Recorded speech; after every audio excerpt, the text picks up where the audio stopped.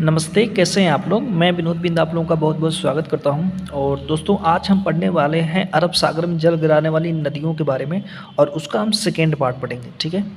और इसके पहले जितनी भी उत्तर भारत की नदियां हैं, चाहे सिंधु नदी तंत्र, गंगा नदी तंत्र, ब्रह्मपुत्र नदी तंत्र, उसके बारे में हमने डिटेल से पढ़ा है। अगर आप लोग नहीं वीडियो देखें तो जाकर ज़रूर देखें।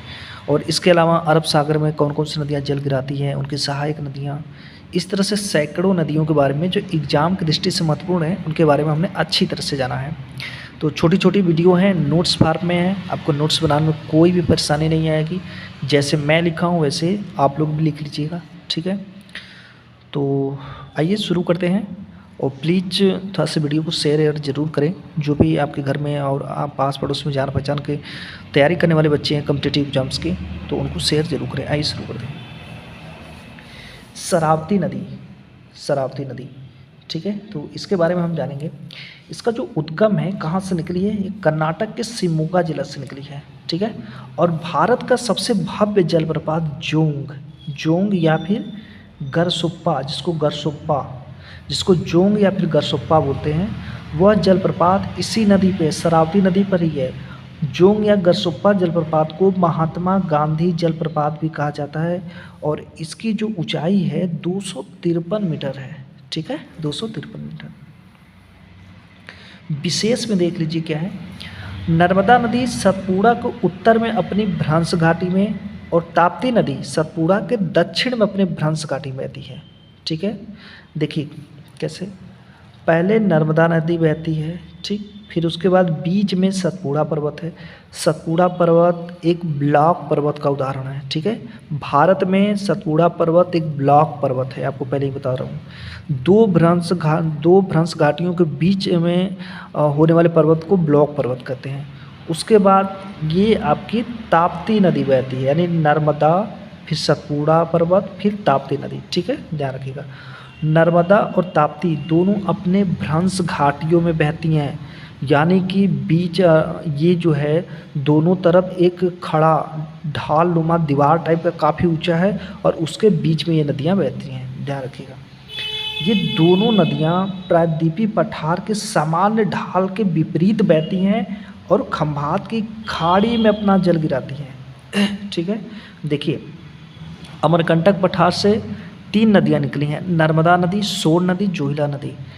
तो जो इसका ढलान है ना, ये उत्तर पूर्व की तरफ है, लेकिन उसके विपरीत नर्मदा नदी उत्तर पूर्व की तरफ न जाकर के ये अरब सागर की तरफ आने लगी जल गिराने। और जबकि सोन नदी और जोहिला नदी ये अपने ढलान के तरफ गई हैं, है ना? तो ये दोनों नदियाँ अपने सामान्य ढाल के विपरीत दिशा में बहती हैं, इसको भी याद रखिएगा।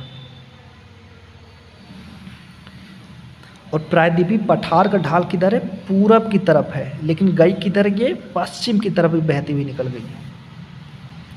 पश्चिमी घाट से बहुत सारी छोटी छोटी नदियाँ निकलती हैं। पश्चिमी घाट का पश्चिमी ढाल कागार नुमा या खड़ा ढाल होने से नदियाँ बहुत ही तीव्र गति से बहती हैं। यानी कहने के मतलब दोस्तों ऐसे देखिए, ये पश्चिमी घाट है, मान के चलिए ये मेरा जो हाथ है ना, ये पश्चिमी घाट है। यहाँ पे मान के चलिए अरब सागर है, ठीक, ये अरब सागर है। तो नदियाँ यहाँ से निकली, ये जो ढाल नुमा होने के कारण है, जब नदियाँ ऐसे निकलती हैं ना तो बहुत तेज़ी से बहती है, बहुत तेज़ी से बहती है ऊंचाई से, और जा कर के खट्ट से यहीं पे पास में अरब सागर है, यहीं पे गिर जाती है, ठीक है? ध्यान रखिएगा। इससे बहुत सारे छोटे छोटे जलप्रपातों का निर्माण होता है। जो पश्चिमी घाट पर्वत है वहाँ पे एक वो पर्वतीय इलाका है, वहाँ पे छोटे छोटे कई सारे जलप्रपात हैं, है ना? और होना भी है, क्योंकि पहाड़ों में तो जलप्रपात होता है ना, ऊपर नीचे नदियों का आना जाना, जिससे जलप्रपात का निर्माण होता है। अन्य नदियाँ देख लीजिए, गुजरात में मादर नदी और सतरंजी नदी बहती है, ध्यान रखिएगा इसको। गुजरात में मादर नदी और सतरंजी नदी। गोवा में जुआरी और मांडवी, ये दोनों नदियाँ अरब सागर में जल गिराती हैं, ठीक है? गोवा के तट पे। कर्नाटक के तट पे शरावती और गंगावेली नदी जाकर के अरब सागर में अपना जल गिराती हैं। फिर केरल में भरतपुझा और पेरियार नदी, ये भी जाकर के अरब सागर में अपना जल गिराती है। भारत का सबसे ऊंचा सीधा गिरने वाला जलप्रपात कौन सा है? जोंग जलप्रपात है। इसी को बोलते हैं गरसोप्पा जलप्रपात या महात्मा गांधी जलप्रपात। कितना, इसकी ऊंचाई कितनी है? 253 मीटर। ठीक है, ध्यान रखिएगा।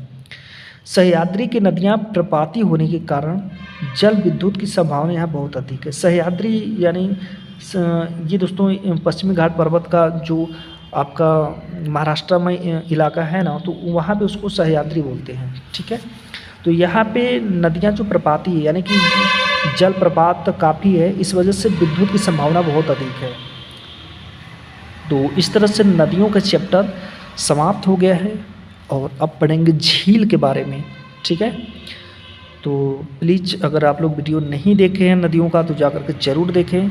जितनी भी भारत की इम्पोर्टेंट नदियां हैं उसके बारे में हमने बहुत अच्छी तरह से डिस्कस किया और अच्छी तरह से जाना। मात्र 5 या 10 मिनट की वीडियो बना रहा हूं, जिसमें से नदियों के बारे में आप कम से कम 10 से 12 वीडियो आपको मिलेंगे। संपूर्ण भारत की जितनी भी नदियाँ हैं जिससे क्वेश्चन आते रहते हैं आपको पूरा क्लियर हो जाएगा। लगभग में 1-1.5 घंटे की वीडियो मान के चलिए, 1 घंटे की वीडियो में आपको पूरे भारत की नदियों के बारे में आपको पता चल जाएगा। ठीक है ना, तो अभी के लिए इजाज़त दीजिए, धन्यवाद।